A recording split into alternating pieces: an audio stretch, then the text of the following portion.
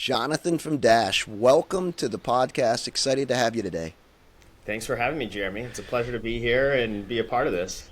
Love it. So, for those who are unfamiliar with Dash, what is it? What problem are you solving for sports teams, and how does your platform work? Yes, Dash is a fan activation platform. It started as an auction platform about 9 years ago when we launched in 2016 with FC Dallas and the Houston Dynamo. But over time, it's evolved into much more than that. When people ask me what is Dash, really we help teams with their e-commerce and marketing efforts. And to do that, it forces us to activate with their fans. So for us, when it comes to activation, that's driving a purchase and getting fans to give us their information, name, number, email. I always tell teams it's easy to collect the data. What you do with it is the most important part. And we help teams start that funnel and get fans through and activate and reactivate and make money for their organizations.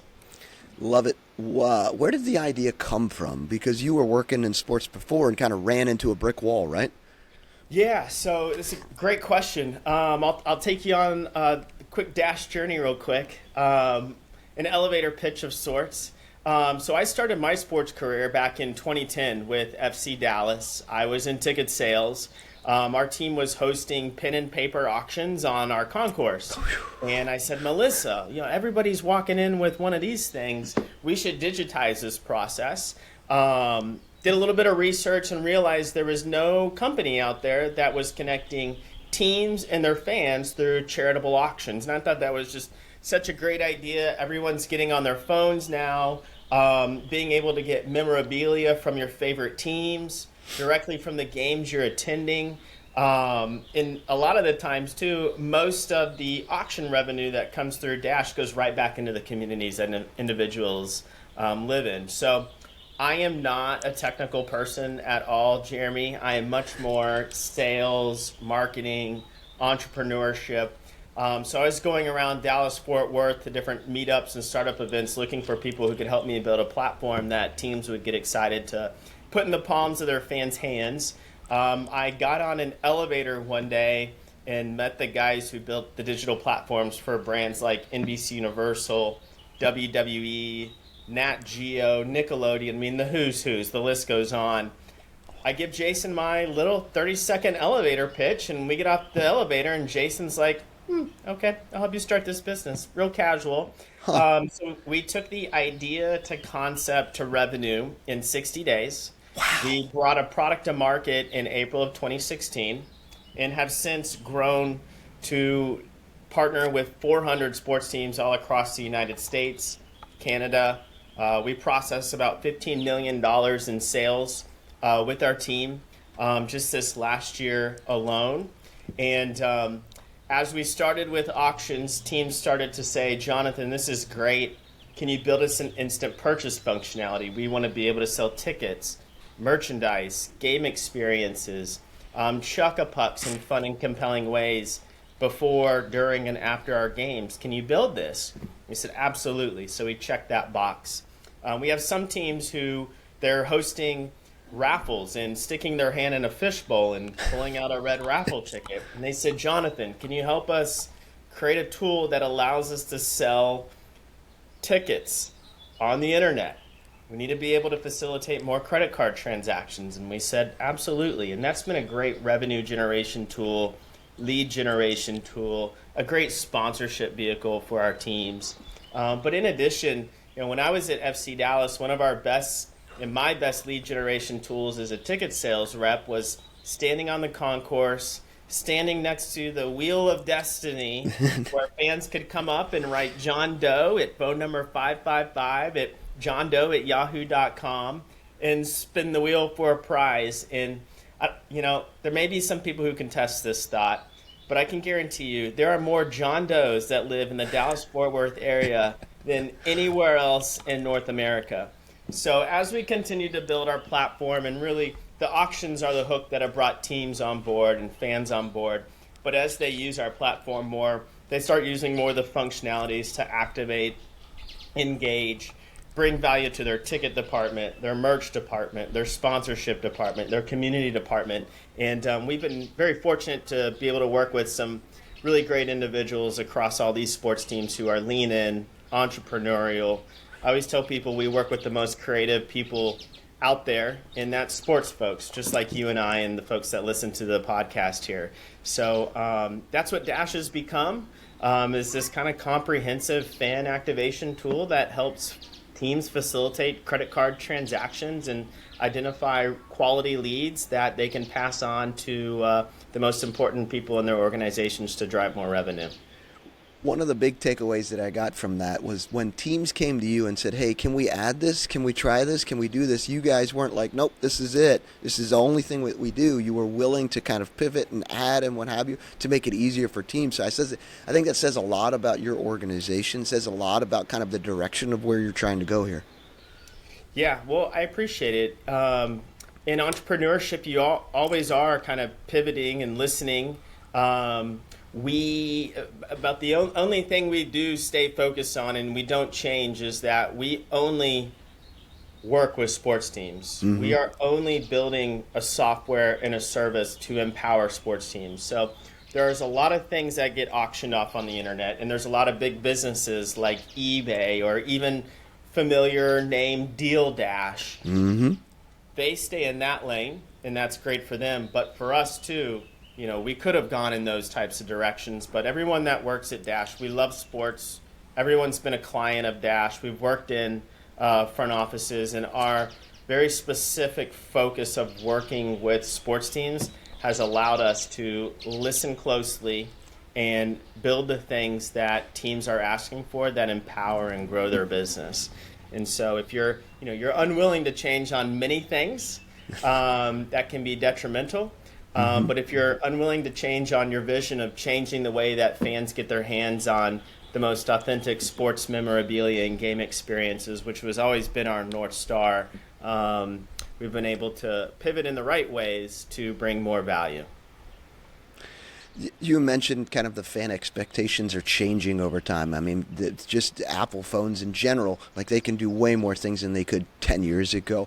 When it comes to digital engagement, do you see teams adapting to it? Are they a little slow? Where do you kind of see how teams are adapting to fan expectations specifically for digital engagement? Yeah, it has been a little bit slow. Change is difficult for everybody, whether you're working in a sports front office or maybe it's something at home or something at your church group or a nonprofit that you work in. Things that have helped our business is just the evolution and comfortability, if that's the right word. If that's a word, yeah. And just knowing that this is where most people live these days. A lot of it varies by sport too. Our hockey teams are very, very lean in. We're fortunate enough to be able to work with a lot of decision makers in these front offices where if they have a problem, they can come to us. And that problem may be, hey, I've got a sponsor who's trying to accomplish this, or we're trying to trend towards a sellout for this game and we need some sales ideas, where they can pick up the phone with us. We can provide some ideas, some best practices and success stories for them to be armed to go out and achieve that through our platform. But recently, and especially this past hockey season, we have seen a lot of teams kind of have that aha light bulb moment that this device right here is a point of sale that lives in everybody's pocket. And getting them to the point of sale is really the most important thing. And while you've got fans in the building, which is your best commercial, it is the best and most emotional opportunity to facilitate a credit card transaction in the easiest way possible as well. Fans don't need to go find a particular sales table for a Chuck-a-Puck. They don't need to go find a particular table to enter in to win a seat upgrade that night. It can all be directed here. And just the aha moments of leaning in more on the game days to facilitate transactions in the palm of folks' hands while they're in their seats has been really some of the biggest transformations that we've seen from our teams in the last season. And, it's for guys like you and I who are really on the forefront of these things, like, 5, 6, 9 years ago, we're banging our heads against the wall because we see it very clearly.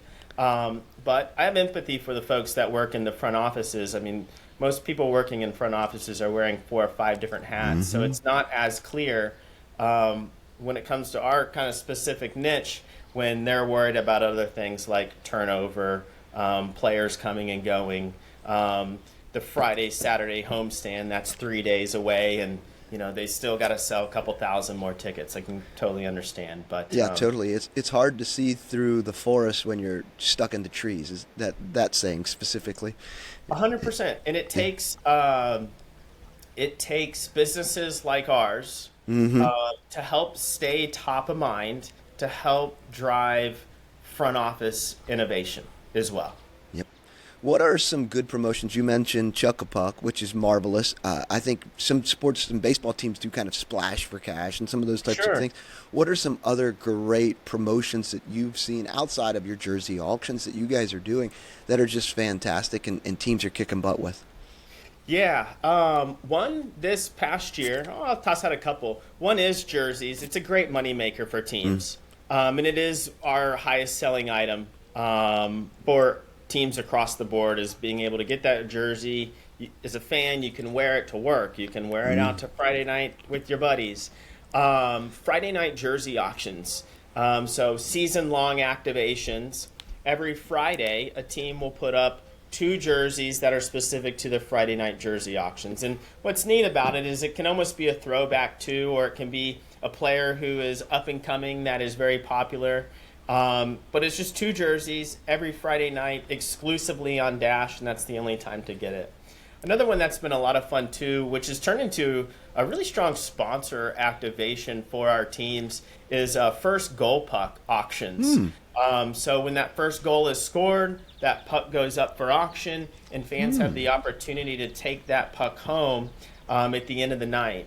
What's fun about it is some teams will layer the opportunity for that fan to meet the player who scored that goal, or layer on sponsor activations.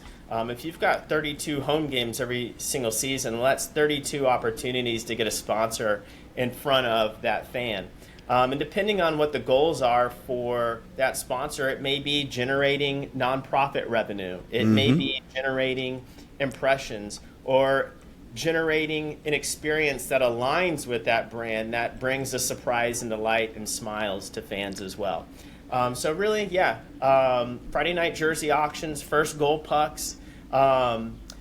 Another one, and then I could go on and on, Jeremy. There's been some, we like I said, we work with some very creative people who lean into the successful stuff. But we have a team down in Florida, the Florida Everblades. They started running a guaranteed giveaway for their fans. And so every team has a door prize activations, whether it's bobbleheads, youth jerseys, et cetera, et cetera. First 5,000 fans get X. Well, Florida, some of their fans, they don't have time to stand in line. Maybe they want to spend their Saturday having dinner with their family and then walking into the game, versus, hey, we've got to cut dinner short because we got to go stand in line for 2 or 3 hours. So what Florida would do on their big giveaway games is they would list for sale a low quantity amount of bobbleheads or youth jerseys, where if a fan really wanted to have that promotional item, they could go to Dash, they could purchase it, and it would be ready for them when they arrive at the arena on their own time.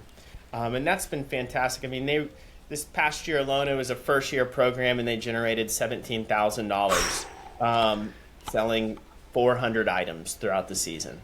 That's wild. Yeah, Adam and the team down there, they're just sharp people, and they just kick butt. They do a great job. What about ticket promotions? Because I'm sure teams are starting to use Dash more and more for ticket promotions.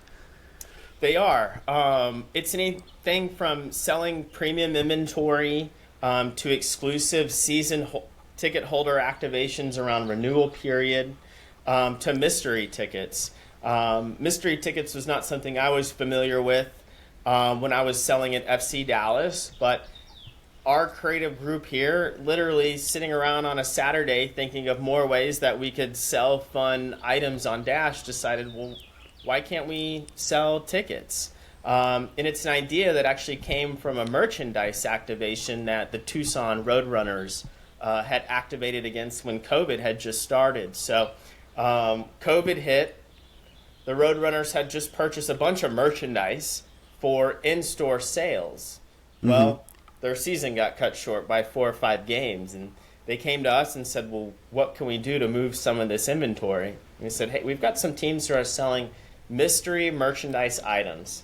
Put $100 or 100 items up for sale at $25 a piece. When they're gone, they're gone. But what makes this activation special is there's going to be some fans at $25 who are going to win a signed puck or a signed jersey or a signed mini stick. And with me putting my ticket sales hat on, I'm thinking, man, this would really be great if we could do this in season. A fan could sit on the glass, center ice, mid-court, behind the bench. And the other 80% of those tickets could just be the general admission tickets. So once COVID kind of ended and people were coming back to the arenas, a lot of teams started to sell more mystery tickets. It's not an exclusive activation to Dash. Really, it's just providing a surprise and delight moment for fans, but you just got to sell the credit card transaction first for a ticket sales department. Yeah, it's such a unique idea. You know what I love about this is just the creativity around it. The teams are getting really, really creative with a bunch of ideas. But if you're just getting started with Dash, it can be overwhelming. Like to the extent of like the Cheesecake Factory, they give you a menu this big. Like it's just overwhelming. So what do you guys typically do to help teams get started to say, okay, let's just start with this, and then you can kind of layer things on later? Yeah, sure. We've got a great girl here, Carson Stinson. She's our VP of Partner Strategy and Activation. She was a client of Dash at the South Carolina Stingrays, but she is constantly available. She is sitting shotgun with all of our teams throughout the onboarding process and beyond. And she's got a great newsletter that goes out to sharing those ideas, best practices, and success stories. In our business, we don't make money until teams make money. So it really does behoove us to ride shotgun with these teams, hold their hands, make sure that the basics in getting people from 0 to 1 so that they can start absorbing these additional ideas like first goal puck auction, Friday night jerseys, mystery tickets, mystery merchandise. Getting them 0 to 1 is the most important. But it's always been the auctions that are the hook to get not only teams but fans to our platform. And that's fine. It's our number one selling item, our auction items. It's the highest revenue generating functionality that we have on Dash. So helping teams just get that initial auction set up where they can go through their own experience of setting up, soliciting, marketing, fulfilling. They get much more comfortable with the platform, and then they're like, well, that worked pretty good, what else can we do? And they lean on Carson to help them get to the next step and open their eyes. And then we do fun things too, for the teams that have been around for a while, and you could do this at the beginning too, but we have monthly competitions that spur consistency, creative ideas. As you know, most sports teams are competitive with each other, which is great because then it does spur the creativity, and other teams can see what's going on, and then they can make it their own as well. So some people will say like Savannah's very competitive with Adam Winslow in Florida, and they'll say, well, how the heck are they doing that? We should be beating the Everblades. We are X, Y, and Z. And so they'll see what Adam's doing, and they'll say, well, we could try to do that better. And then a couple weeks later, they're running their own guaranteed giveaway on Dash as well.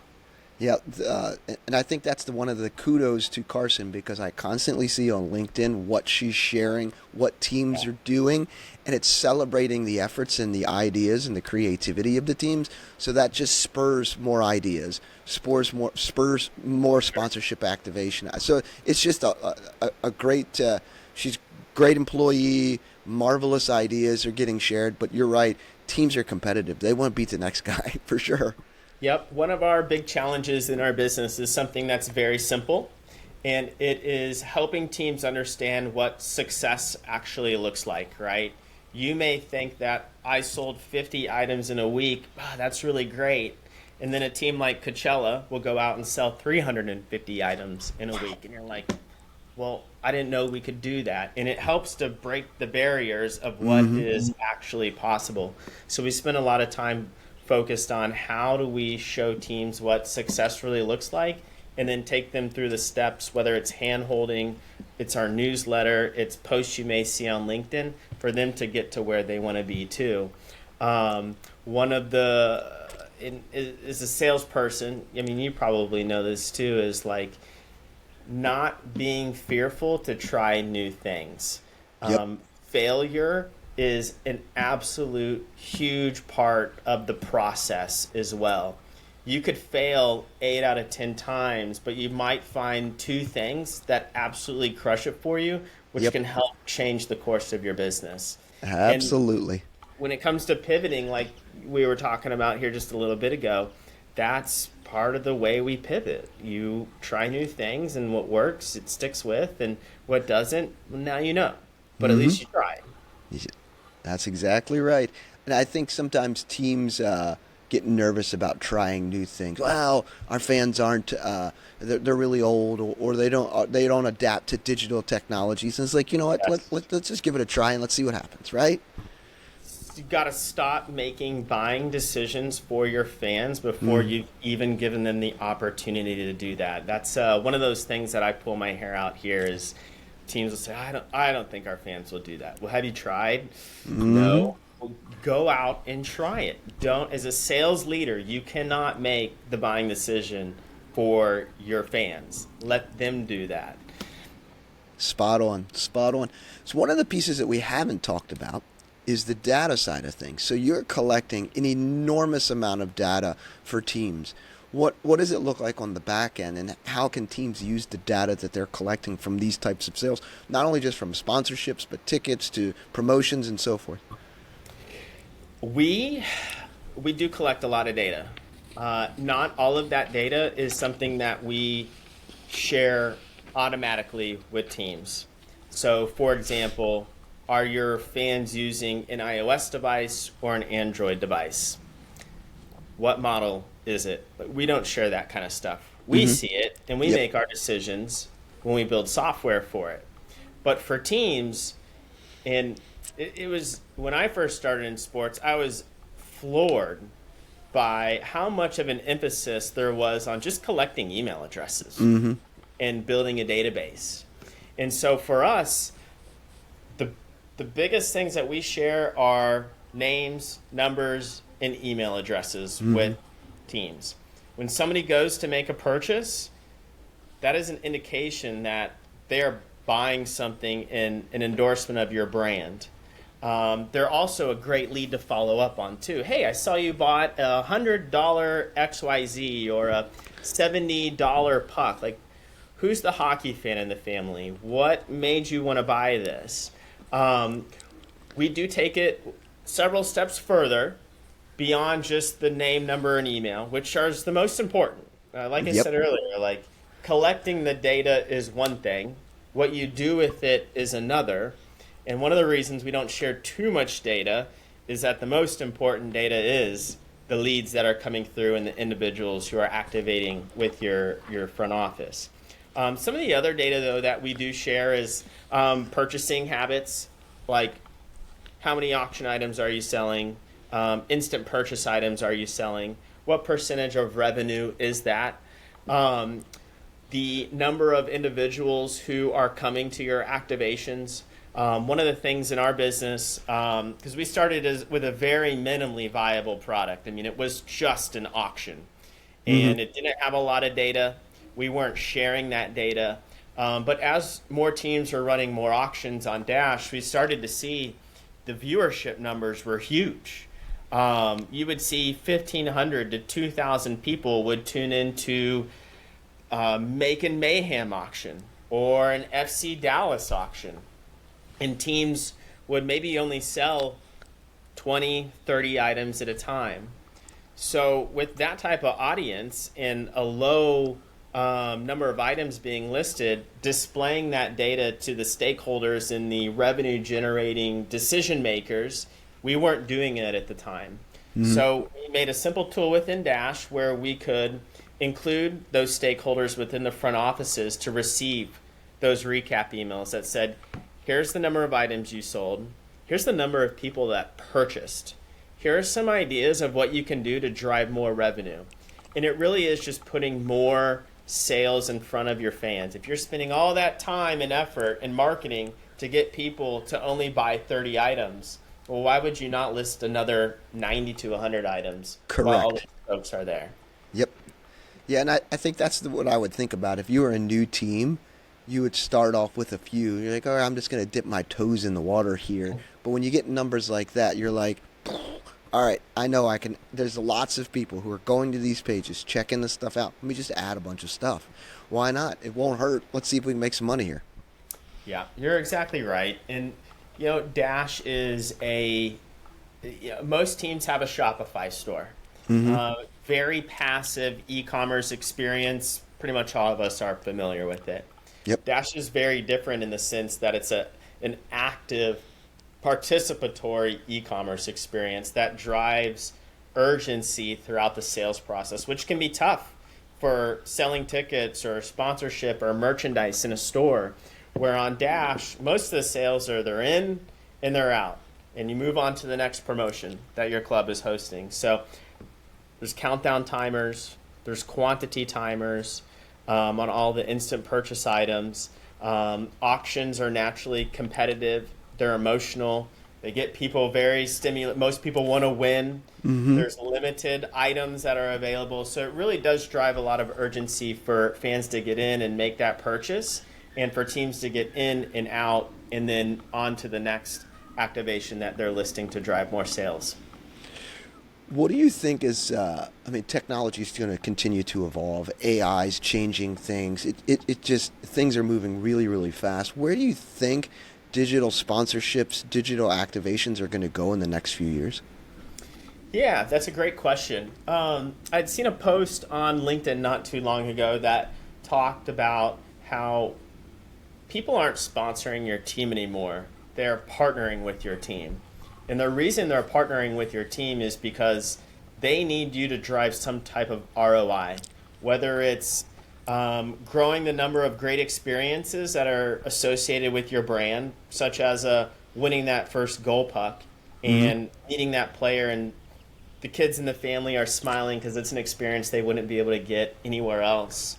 Or you're running an activation that it might be an enter to win, and it's associated with that great baseball team, but your partner is a fast food joint down the street that's looking for foot traffic. So what can that front office do? Well, they can help drive more foot traffic through an enter to win campaign because they've just collected these individuals' emails. And on Monday, it could say, hey, remember that seat upgrade activation or enter to win that you entered? We hope that you won, but if you didn't, we still want to take care of you on behalf of our great partner, this fast food joint. Here's a burger, fries, and a Coke for $12. That's typically $20. Go into the store, limited time only, and go have a great experience there as well. So I think a lot of these businesses, they're getting savvier, and they realize, like, I need something that's going to give me data of how many people engage with my brand. Is it driving the experiences, the foot traffic? If it's a nonprofit that's sponsoring your team, is my $2,500 sponsorship driving $10,000 worth of sales? And a lot of that can easily be tracked on Dash just by looking at the final sale amount or the number of emails that were captured and then sent out on a Monday morning through a MailChimp campaign. So in my opinion, yeah, I think it's not about selling Dasher boards anymore. Who knows how many people are watching your Jumbotron in between innings or intermissions. With technology today, we are all empowered to easily reach a lot of people to drive them to what we want them to do, which could be, you know, engaging in a great experience or going to that fast food joint. So that's where I think it's going. Love it. Activations are heading towards more experiences and driving ROI. And I think that's the part where you're spot on, where in the old days we're selling signage and it's just brand awareness. But here, it's, people are looking for more, not only just the van, but sponsors as well. So you're spot on. Yep, business owners are far more savvy because of this and Yep. platforms like Facebook and Instagram, where you could spend $1,000 and get your ROI in your numbers versus spending $1,000 at a sports team who's going to put you up on the jumbotron, who they can't tell you how many people actually saw that ad. They can tell you how many tickets were sold, but they don't know how many people actually engaged.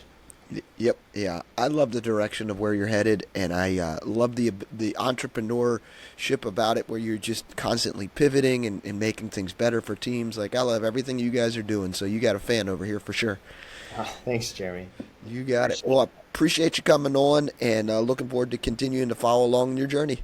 Likewise. Appreciate you having me on. I just